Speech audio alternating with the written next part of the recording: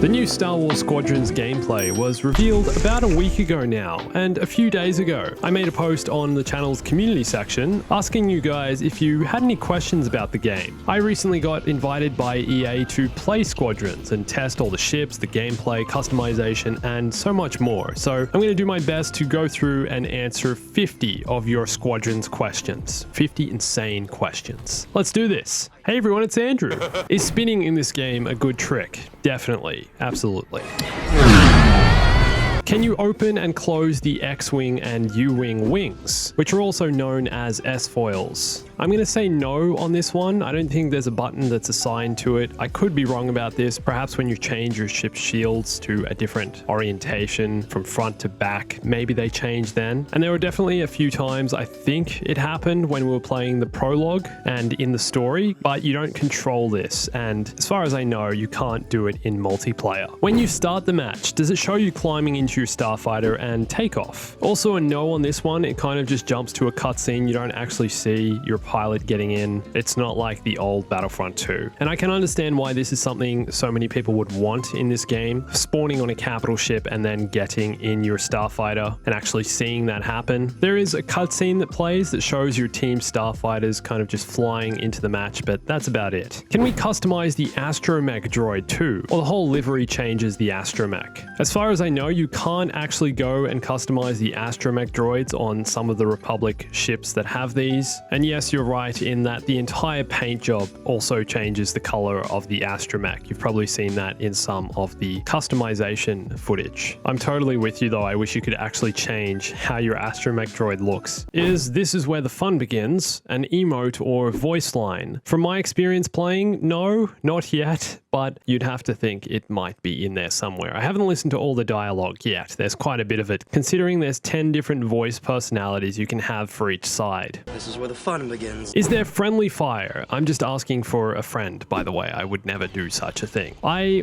definitely tried this during my playtime, and no, unless there's a hardcore mode coming later on down the track, you can't shoot your allies in Squadrons. How would they make combat different from Battlefront 2's chase the person around in a circle until one of you hits something or gets shot by some random other fighter? Well, I think this comes down to the map design of Squadrons and also all the customization and your ship's abilities. I found that especially playing in dogfights on the Aceli's map, there were so many different tunnels and sections of the map you could fly through that you could easily outrun and escape other starfighters if you knew what you were doing with the controls. Even losing them in the asteroid field, throwing them off your tail with some more advanced maneuvers was very possible. And I think also the boosting comes into this. If you change your power management to focus on the engines, you'll build a boost up which allows you to escape these kinds of situations, get away quick, make a quick turn. Use also the drift. The drift mechanic plays a big role in this, as you can basically stop your ship midair and spin around on the spot and really throw off an enemy starfighter. All up, it feels very different to Battlefront 2's Starfighter Assault. The mechanics of the starfighters and the way they fly in some ways aren't even comparable. Do you actually have to play with friends and talk to your squad to win, or is solo okay? I think you're definitely going to be at an advantage if you're playing with a group of people and are all talking and communicating. Especially in the fleet battles mode, it's beneficial having a support ship, a bomber, and a fighter, and mixing it up between these classes, not having too many of the same, as you can support each other.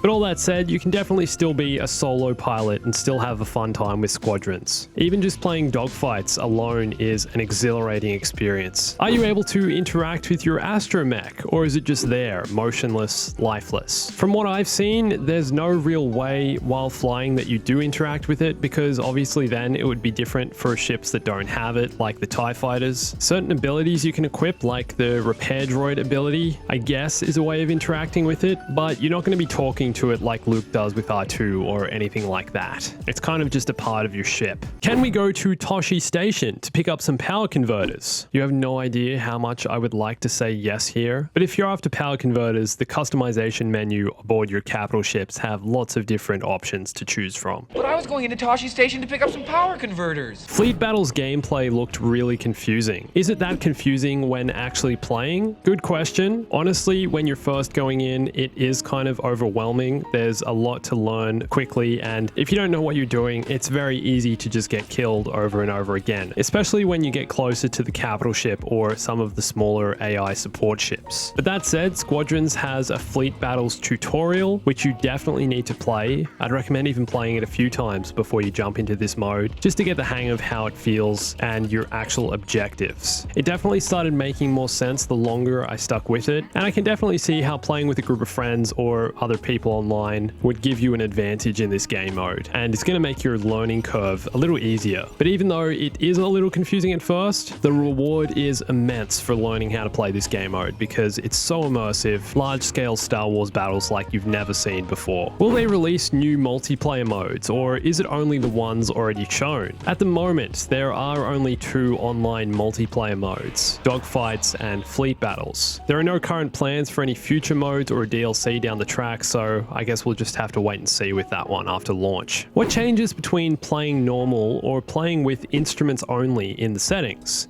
This is basically your HUD options, so normal will still leave all the on-screen indicators up if you're targeting another ship and have locked on to someone. This will display as an additional HUD on your screen and you'll see markers and indicators for this, whereas instruments only requires you to rely solely on your console and your dashboard for these things. So you won't have this targeting arrow, and instead you'll have to look at your actual targeting computer and also the map. Both of these will tell you which direction the starfighter is facing in, where they are in relation to your ship, how far away they are, how much health they have left. Instruments only is supposed to be a more immersive experience, but having only played the game for a few hours, when I switched to this mode, it was too overwhelming to get the hang of. But this is something I definitely think a lot of people would be interested in down the track once you learn how to play Squadrons. I can imagine also in VR this would be amazing, just because you're actually having to rely on your dashboard. Are you absolutely sure this isn't a trap? Yes, I'm sure. It's a wrap!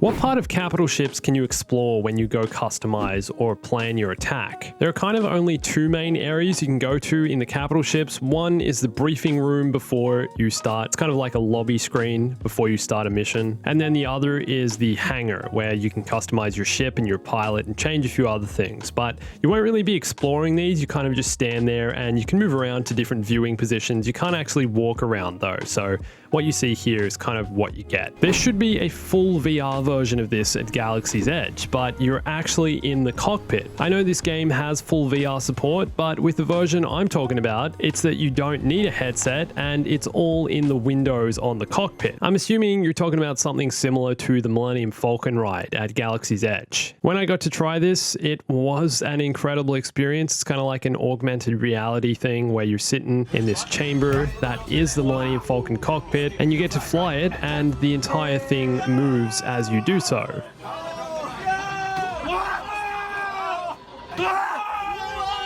I think a fully immersive flight sim version of this would be incredible. Who knows if that will ever happen, but yes, agree. Amazing idea. I think the Millennium Falcon ride is incredible. Do you think there'll be more ships we can earn in the game other than the 8 they presented? And also, how about hero ships? At the moment, the 8 ships you see in Squadrons are the 8 that will be there at launch, and currently there are no talks or future plans to put any more in the game, but I think it's going to depend on how well this game sells and performs, how popular it is, because if it is really popular, you do have to think they'd update it in some way with new ships or new cosmetics even, and continue to evolve it. But the fact there's no hero ships, it's not really that style of game. I know Battlefront 2 has lots of hero ships with unique abilities. I feel like they don't really fit into the more flight sim oriented Star Wars Squadrons gameplay, because obviously in Battlefront 2 as well, the hero ships are slightly more powerful than all the other ships. But again, who knows, perhaps in future they could continue to develop or evolve this idea. What happens if someone has no mic? For example, you and your friends have a plan to attack, but that one squad mate has no mic and disagrees. What are they going to do? Emote? I see what you're saying. If you're on PC, I'm pretty sure you can type commands, so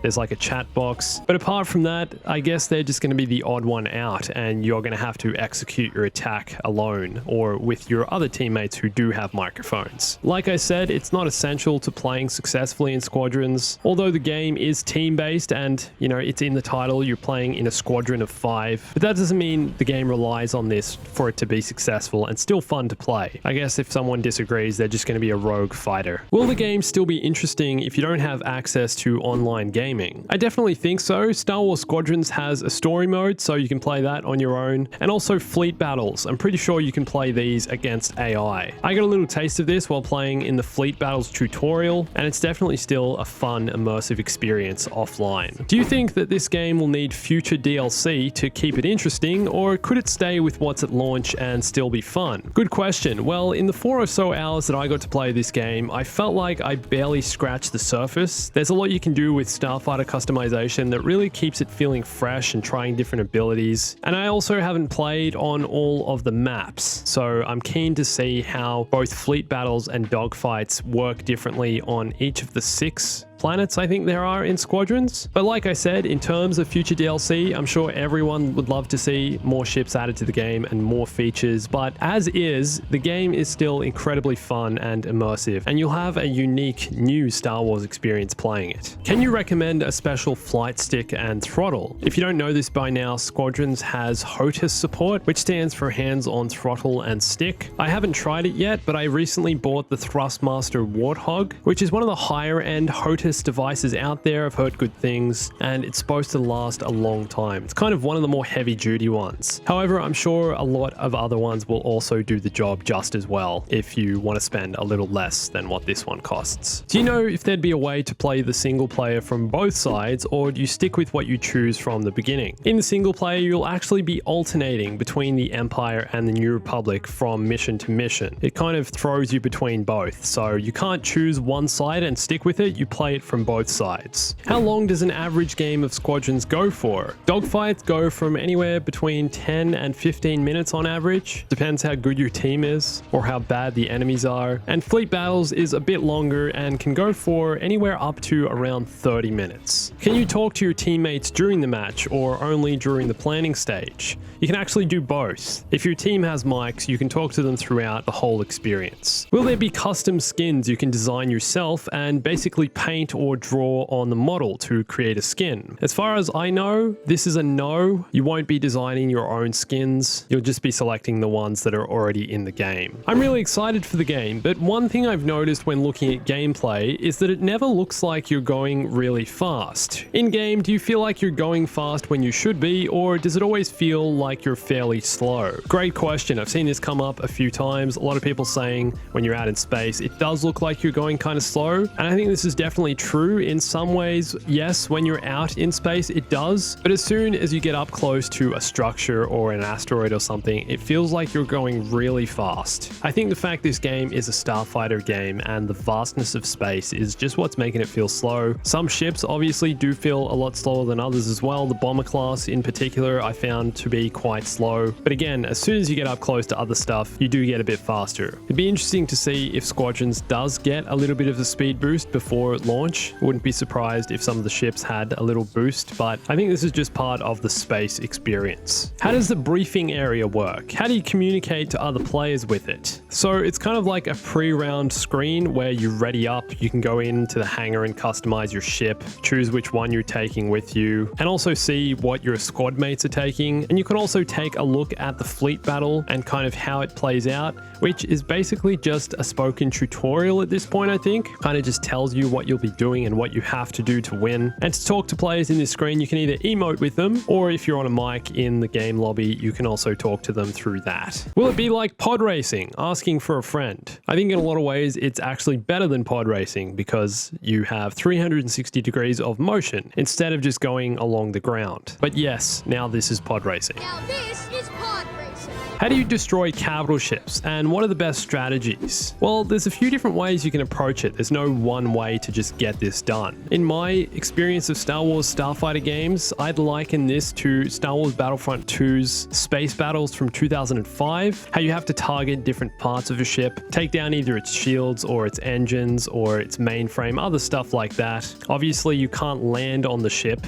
in Squadrons, but you will be able to target either the shields, the power systems, and a couple different sections of the capital ship which will weaken it and then expose these kind of blue chasms. And once that happens, you can start targeting these and this will further destroy the capital ship. And I'm pretty sure if you don't want to target specific parts of the ship, you can actually just wear its health down. This obviously would take a lot longer, but I think it's definitely possible in the game. Is this game for older audiences or for teens? And how complicated is it? I've seen a lot of people saying how this isn't necessarily a Star Wars game for everyone. If you're really not a fan of vehicle and space combat in Star Wars games, if you really hated Starfighter Assault, then this probably isn't the game for you. But that said, I can really see this appealing to all audiences and all ages, anyone who's a Star Wars fan. As far as I know, this is the most immersive Starfighter experience ever created in a Star Wars game. It's the most impressive looking anyway, visually. And the fact the entire game is VR, I think that just takes it to a whole nother level. And like I said, there is a bit of a learning curve. It does guide you through this and provide you with tutorials on how to play and how to use the different ships mechanics. But I think anyone, regardless of age, could definitely pick this up and have a lot of fun with it. It's one of those fantasy fulfilling Star Wars experiences. If you played the X-Wing Rogue One VR mission from Star Wars Battlefront 2015, you're definitely going to enjoy this because this takes that to a whole nother level. Was it easy to get used to things like changing the power and power management, or was it quite complex? This is actually one of the first things you'd learn when playing Star Wars Squadrons, and it becomes easier the more you play. You do really get the hang of it, and especially when you're in a dogfight or a fleet battle and you realize you need more power to certain parts of your ship. Let's say you're taking fire from enemy starfighters, a simple press of a button will switch all power to shields, so you'll have more defenses. Or if you're chasing down another starfighter, I'd put my power management to the blasters and weapons, and I think this kind of becomes second nature the more you play. How much does the TIE Fighter, Bomber, and Interceptor not having shields affect their gameplay? This is something I actually tried to test while playing, but everything is balanced in Squadrons. Sure, the Fighter, Bomber, and Interceptor might not have shields, but instead they have more firepower and higher speed than the New Republic ships, so this kind of makes up for it in a way. These ships are more glass cannon, I guess, than the New Republic ships. Are you able to remap the controls? I want to make switching power to be my A, B, X, and Y buttons instead of the D-pad. Yes, you can actually modify your controls however you like and assign any button any way you want. Squadrons gives you full customization when it comes to your controls. Can you see any aspects of the livery from inside the cockpit? This is an interesting one. When playing on a screen and not in VR, not really. I couldn't see what I'd done to my ship, the different customization and paint job it had, just because you're playing in first person and you're kind of just focused on your dashboard and what's ahead of you. I haven't tried VR yet, but I'd imagine you'd be able to actually look out your window and, for example, see the color of your wing on an X-Wing. But apart from that, it's only really in the cutscenes and in the menus that you see the paint job your ship has. A Gonkdroid's going to be in the game. Yes, you can see some in the hangar. What would a Star Wars game be without Gonkdroids? And are there AI bots while playing in fleet battles? Yes, there actually are. You get less points for taking them down, but they definitely make the map feel bigger and more populated. Do you think fleet battles could become an esport? That's an interesting one. I can see it happening. I think it's definitely set up in a way where it could become an esport. I don't really know too much about this side of gaming. I know that EA does esports with FIFA and probably their other sports games and a few others, and I'm not sure how much room they have to work with the Star Wars license in esports, but I think it'd definitely work as one. No one has said how the squads work. You can't have 5 U-Wings in one squad, right? How do they determine who flies what? Well, you actually can have 5 U-Wings or 5 of whatever one ship is in one squad. Each player can basically choose any starfighter they want to fly. And if you're playing fleet battles, the game will kind of prompt you and say, hey, your team needs a support ship or needs more bombers during this phase, or just give you a notification for that.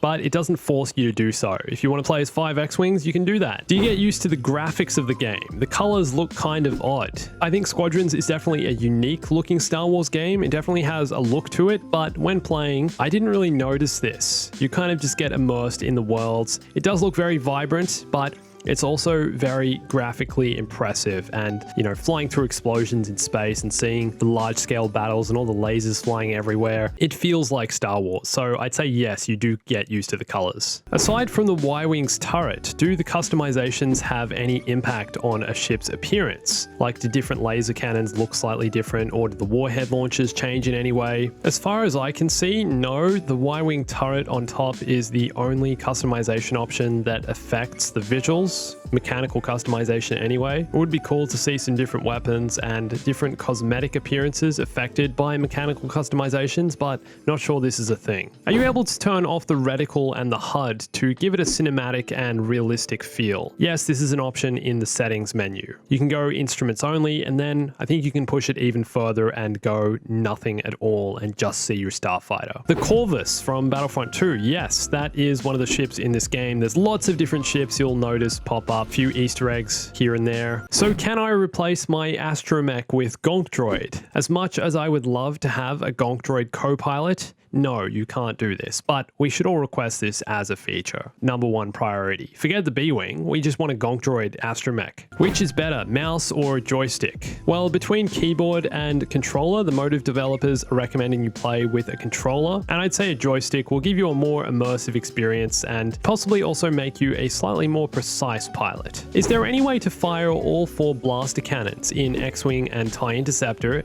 at the same time, like in Rogue Squadron and Battlefront 2? Yes, this is one of the mechanical customizations and weapons you can equip to your starfighter. Are known characters or ships in the game, either as NPCs or playable, like Vader, Luke, or the Millennium Falcon? So far, the only characters that are pre-existing I've seen have been Admiral Akbar, Hera Syndulla, and also Wedge Antilles. We saw them in the trailers. Crossplay. Is crossplay a thing? Yes, it is, so you'll be able to squadron up with people on all different consoles between Xbox, PC, and PS4. And I like that none of these consoles will have an advantage over the other because it's a starfighter-based game, not really a first-person shooter. And I'd say most players would be playing with a controller. How do you get the credits and coins to get the customizations? Everything you unlock in Star Wars Squadrons is through gameplay. There's no microtransactions at all in this game. You can't buy anything with real money apart from the game itself. And there are 2 separate currencies in the game, one for mechanical customization options and the other for cosmetic.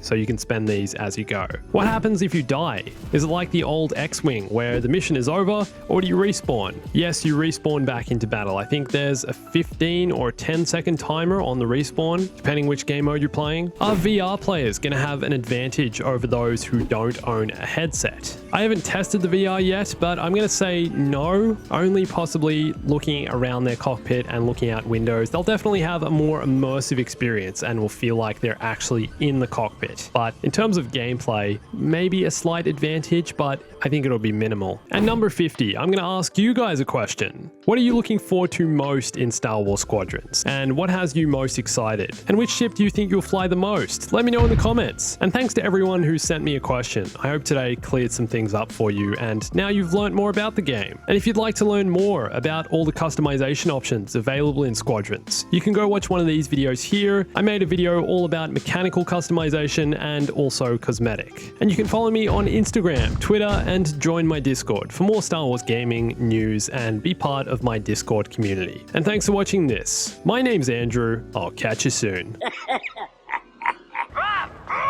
Stay bombastic.